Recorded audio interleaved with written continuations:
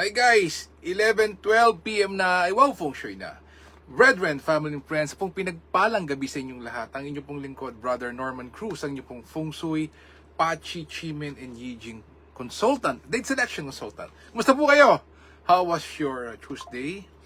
Tomorrow, Wednesday, yes, middle of the week. And of course, all our episode tonight is all about sharing. No po? Kung if you have been there for quite some time, you know that ito po ay wala pong charge, it's free of charge. And it's all about sharing, backing, expectation, what to do, what not to do po.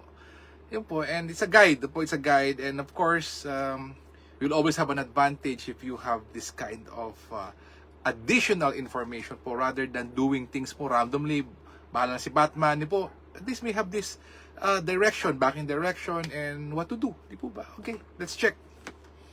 Tomorrow, Wednesday. Ano po ba ang isang Wednesday? April 23, 2025, Wednesday is called the Water Dog Enters the Distraction Officer Day. Distraction Officer Day.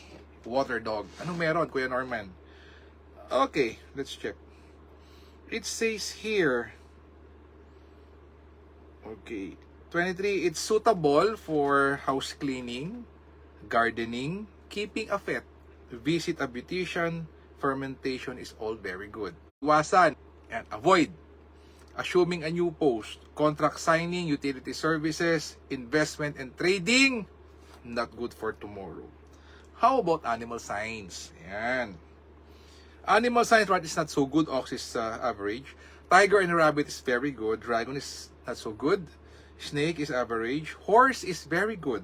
Goat is average. Monkey and rooster not so good. Dog very good. And pig is average. Ayan. Now, tomorrow, well, may blessing na dumating, and that blessing po is, sabi natin, are the things to avoid. Like, assuming a new post, na-promote ka, you have to sign a contract. You have to call upon utility services. Mag-i-invest ka, mag-trade ka. Eh, Kuya Nor, sabi mo hindi. Pero there's an alternative. Meron pong remedy, and that's the daily treatment. Okay, daily treatment tayo, BFF. Let us see. Okay. Sabi dito, 23 August. Okay. If you attend as being beautiful and handsome, if you're an online platform, talikod ka naman sa southeast. Anything to do with wisdom, talikod sa south. Anything to do with negotiations, heart-to-heart talk, talikod sa southwest. If you want to create opportunities, talikod sa west. You are not feeling well, you want to improve your health, health is wealth, talikod ka naman sa northwest. Anything to do with finances, cash flow, finding high caliber people, talikod 7 stars to, talikod ka sa north. And to attract again noble people, if you want to change the tide, talikod ka naman sa east. So their BFF, if you're first time nanonood ngayon, walang babayaran dito, it's free of charge. All you need is a compass. Daily achievement starts now until 10:59 the next day. Use a compass, talikod ka, do 5 things. Let go of bad experiences, bad people, bad circumstance. Open up for new opportunities, new sets of good or helpful people. Pangatlo, magpasalamat sa Panginoon Diyos. Pang-apat, ask for what you want, visualize what you want. And 5, you donate. Po, given the chance po. Okay. Ito po gagawin. Now, doon po sa mga lovers ng Green Dragon, Flying Bird, and Jade Maiden watching the door. Meron ba Kuya Norman yan? O, tingnan po natin. Okay. 20 raw. Okay. Ganda nito. BFF ha. Don't you miss this one. 7 a.m. to 8:59 a.m. Pinag-combine. Green Dragon, Flying Bird fall into cave, talikod sa southwest. And then another 11 a.m. to 12:59 p.m. talikod sa southeast, just Jade Maiden watching the door. Oh, ganda nito. And 3 p.m. to 4:59 p.m.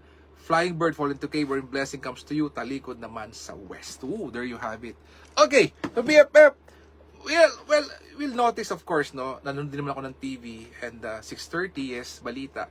And of course, laki bumubungad po, negative circumstances, accidents, not so good things po. I mean, minsan, pag nanonood ka, nakakasuya na, nakakasawa. And of course, the politics comes with it. And of course, yung mga, the demise po, of course. Andun siya. And sometimes if we're not that strong, we feel, of course, every one of us is affected. But again, we always let them, no po, let the circumstance po, it's there. But how we react, yung let me, no po, let me, that's one of the most important things. Well, we cannot control the environment, we can control politics, of course, what people are doing, that's their way, let them, but of course, the most important is you, let me. How do you react? How do you, well, paano ba ikaw, no? The way you think, the way you speak, the way you act, it's up to you. Let me. So let me means, well, finding time to do this. Meditate, mag-manifest, back into the direction. It helps. Aligning the universe, the heaven, the man, the earth po. Well, it's there, no po. All you have to do is align yourself. Wala pong script. In your own words, you let go, you ask for what, you open up, you give thanks, you ask for what you want, visualize, and then you donate. Yung po, 5 things. Okay? Again, BFF, I know, I thank you so much for the opportunity to be able to share. Again, pangalawa na po natin to since last night. Again, sana po tuloy-tuloy, no? And I thank you, the Lord, so much for the blessings of life, the blessings of good health. Thank you so much po. And you being there po. Again, BFF, let us continuously pray for each other, for we'll never know if a person out there is in need of help, financially troubled, in debt, merong, well, depression. Yes, let's this sharing natin, we always pray for each other po. Kung whoever you are, let's pray for them. Let's also pray for leaders. Let us pray for world peace. Let us seal as one. Let us be a blessing to others. God bless us all with a grateful heart. Maraming pong salamat sa inyo lahat. God bless, good night, and see you again tomorrow. Bye-bye. Happy Wednesday, BFF. Thank you.